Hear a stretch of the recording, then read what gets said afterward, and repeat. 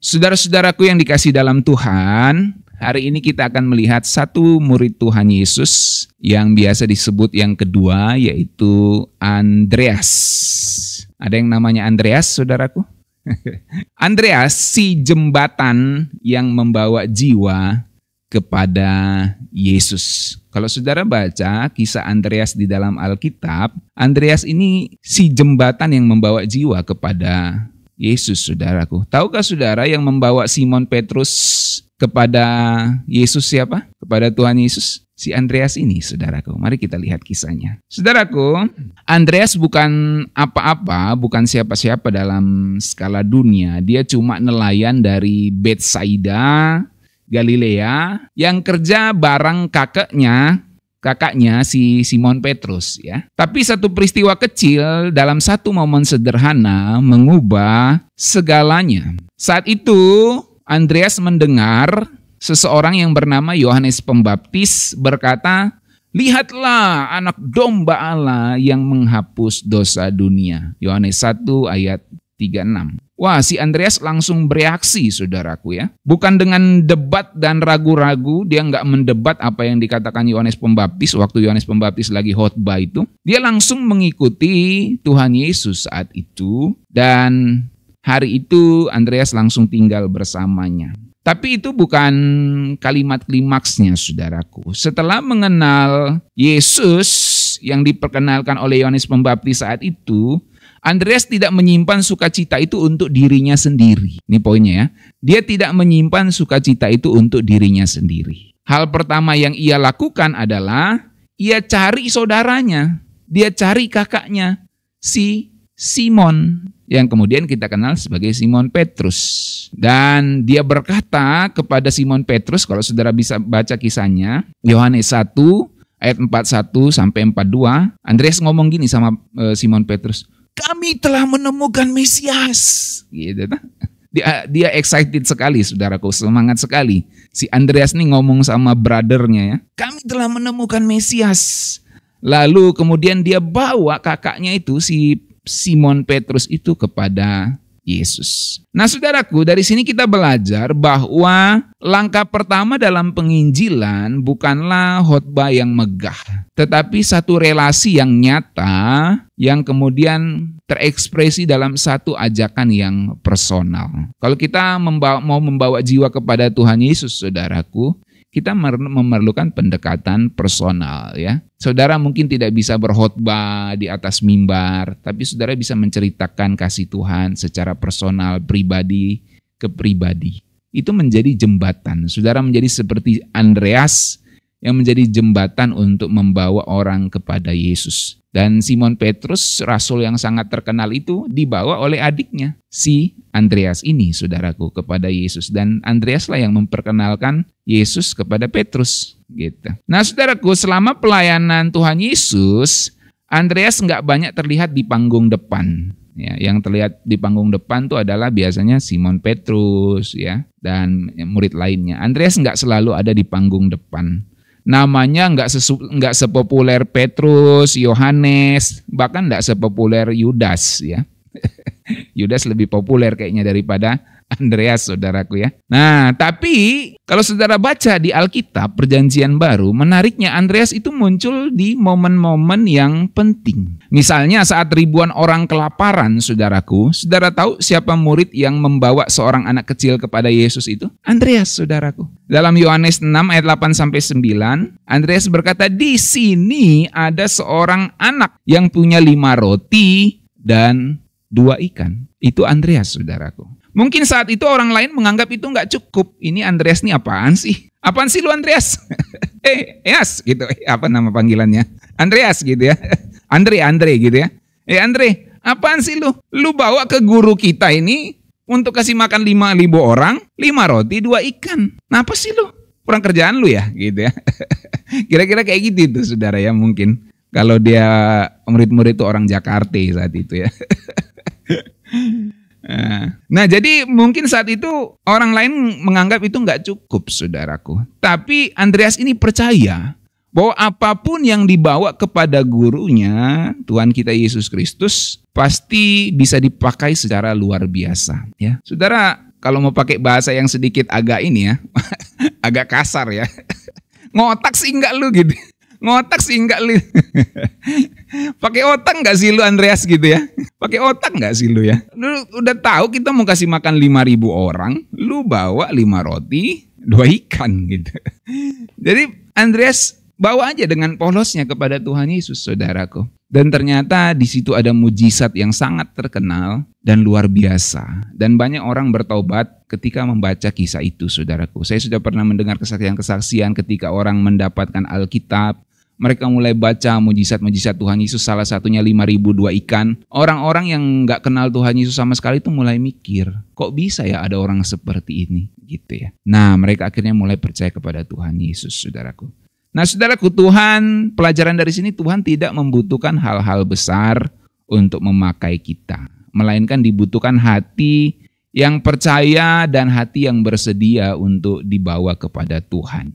Ya, memang Andreas bukan yang memiliki 5 roti 2 ikan, si anak kecil itulah yang memilikinya. Tapi Andreas menjadi si jembatan yang membawa orang kepada Yesus. Makanya judulnya kan tadi, Andreas, si jembatan yang membawa orang kepada Yesus. Dia membawa Petrus kepada Tuhan Yesus. Dia membawa anak kecil kepada Tuhan Yesus. Terjadilah mujizat. Terjadilah seorang rasul yang menjadi batu karang gereja. Di atas batu karang ini aku akan mendirikan gerejaku. Siapa yang bawa murid itu kepada Tuhan Yesus? Yang menjadi di atas batu karang ini aku akan mendirikan gerejaku, kata Tuhan Yesus. Tidak ada yang orang lain, saudara. Hanya si Andreas ini.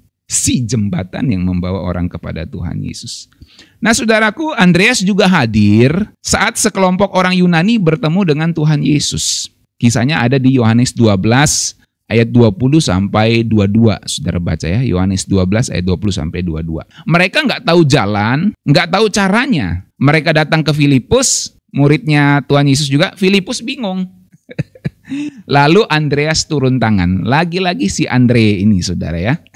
Dia turun tangan, dia tahu tugasnya, dia tahu dia bukanlah tujuan, tapi dia jembatan untuk orang sampai ke tujuan itu, yaitu membawanya kepada Yesus, saudaraku. Jadi sekelompok orang Yunani yang ingin bertemu Yesus, yang kebingungan ini, nanya sama murid Yesus si Filipus, Filipus juga bingung mau ngapain gitu kan. Andreas turun tangan dan akhirnya membawa orang-orang itu kepada Yesus. Lagi-lagi dia jadi jembatan, saudara. Si Andreas ini. Nah, saudaraku, dari kisah hidup Andreas ini kita belajar bahwa pelayanan bukan selalu soal berapa banyak orang mengenalmu.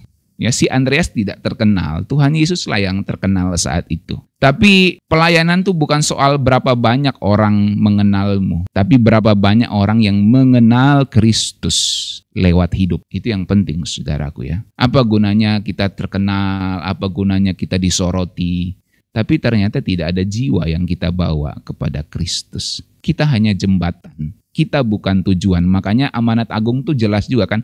Jadikanlah semua bangsa muridmu. Begitu Tuhan Yesus ngomong. Hai Petrus, jadikanlah semua bangsa muridmu. Hai Andreas, jadikanlah semua bangsa muridmu. Hai Filipus, jadikanlah semua bangsa muridmu. Enggak kan? Apa yang Tuhan Yesus bilang?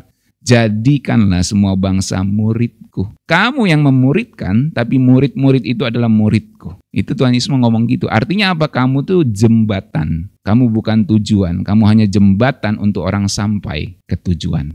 Itulah discipleship, saudara, pemuridan itu.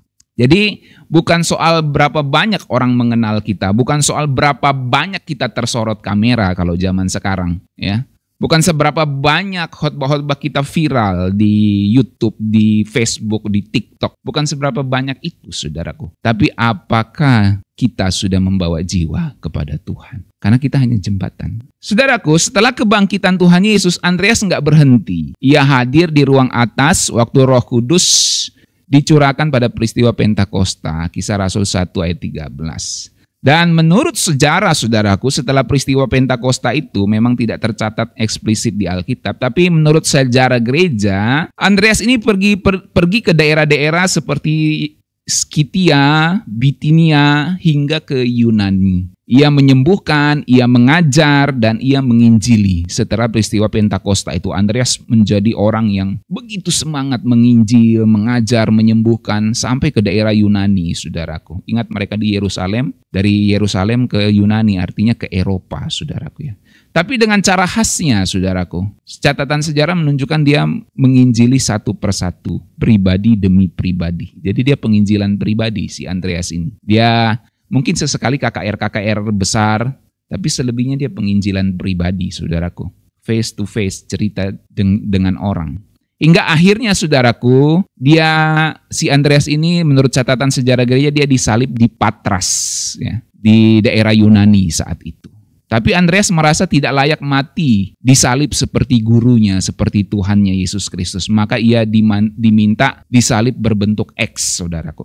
Kalau Petrus kan terbalik, ya begini ya, Petrus. Itu kan jadi simbol, kalau saya lihat di gereja-gereja Katolik itu kan salibnya terbalik kayak gini juga di beberapa.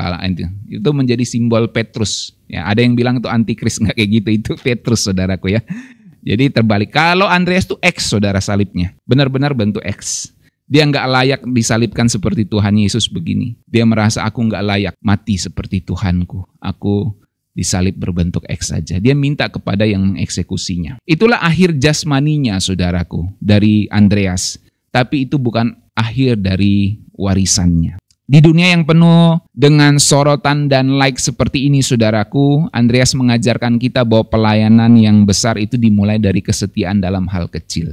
Ya, mungkin orang nggak kenal saudara secara umum global, tapi kalau saudara melayani Tuhan dalam hal-hal kecil, bahkan yang tidak tersorot kamera, tidak terdeteksi oleh orang-orang secara umum, pelayanan saudara dimulai dari hal yang kecil itu, saudara dipandang oleh Tuhan sebagai jembatan yang membawa jiwa kepadanya.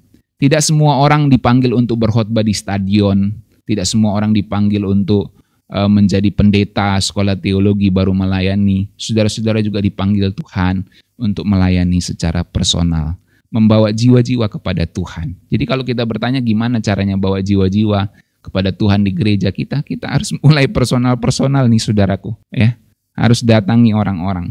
Tidak semua orang dipanggil untuk membawa orang melalui khotbah, tapi ada orang-orang yang dipanggil untuk berbicara kepada setiap orang dan menceritakan Yesus kepada mereka dan membawa Yesus kepada mereka serta ke komunitas orang percaya.